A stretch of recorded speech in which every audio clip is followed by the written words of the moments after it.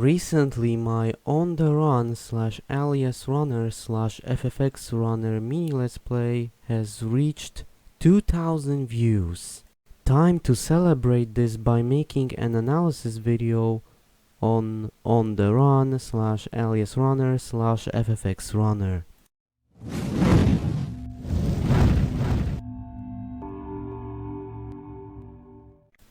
Hi everyone, as always Patrick here.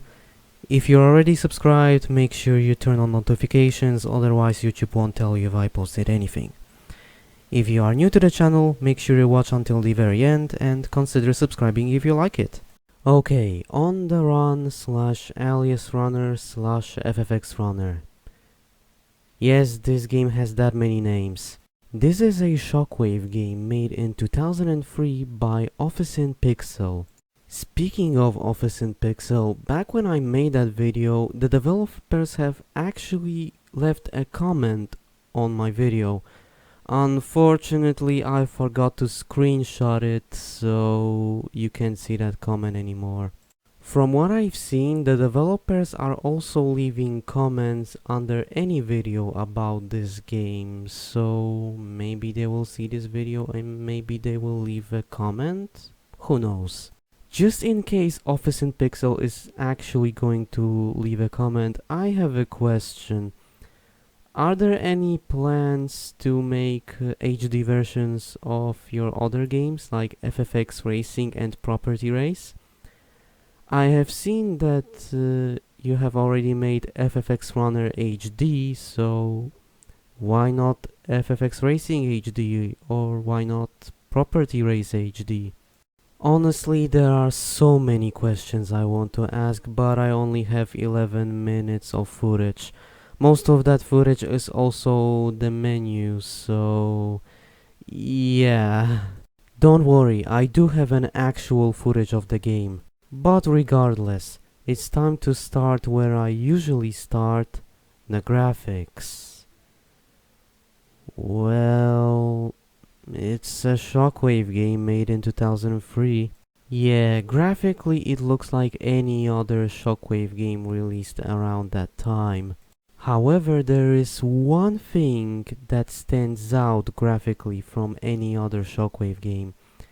There is no anti-aliasing and there is no anisotropic filtering, which makes the graphics look very outdated. No, they're not bad, they're just outdated. And because the graphics don't have those features, the game is very blurry. I don't want to sound like that guy, but after all those years, it's just hard to look at. I'm really sorry, but that's just how I feel nowadays. Oh, sorry, I meant to say that's just how I feel about it nowadays. Okay, enough talking about the graphics. Let's talk about the story. There's a yellow car. There's a black van. There are white SUVs. They are chasing you down. You have to escape them.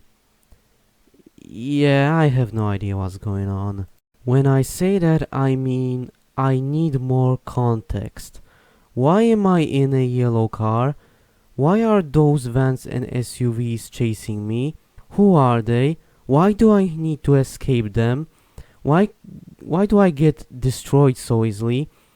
Why when I glitch out they still go after me? Oh, sorry, that was supposed to be for the gameplay segment. Yes, I know that story in Shockwave games doesn't matter, especially back in 2003, but honestly, when you make a game like this, when you run away from someone, personally, I always need context for these kind of games. I know what I've just said sounds really stupid, but honestly, that's just how I feel. You know what, I guess we can just ignore this non-existing story, or maybe there is a story that I just don't know about. I guess with that being said, now we can talk about the thing that actually matters, the gameplay. But before I do, I have a fun fact for you. I actually still remember my first experience with this game. So let me tell you about it. My first experience with this game was not a very pleasant one. So I found this game randomly on some random websites. Sadly, I don't remember which website was it, but I do remember finding it randomly. It looked interesting, so I decided to play it. And so I launched the game. I click play, and before I manage to press the accelerate key, I get immediately destroyed by a black van. And that really threw me off. But it didn't stop me from trying, so I decided to try again. But no matter what I did, I just couldn't complete this game. Thankfully, nowadays I can complete this game without any problems, but this doesn't change the fact that this game is really hard. Even though I simply couldn't complete the game back then, it didn't stop me from trying, like I've said before. There is something about this game that makes it really, and I mean really addicting. Maybe it's the map design, maybe it's the fact that you have to manage your fuel and avoid taking damage.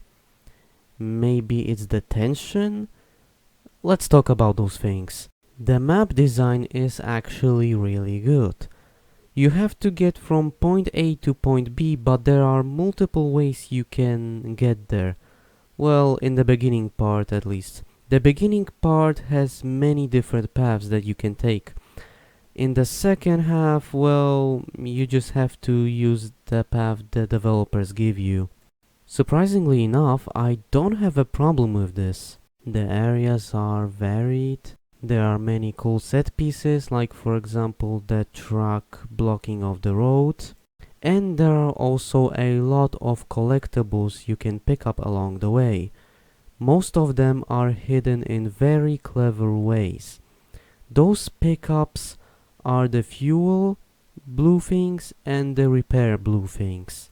Now that I've mentioned them, let's talk about them. Oh, and by the way, if you're confused by them, the On The Run version uses the mini clip logo for the fuel blue bubbles or blue orbs or whatever. The Alias runner and the FFX runner versions use the Office and Pixel logo for the fuel blue orbs. Anyways, you need to pick them up to complete this game.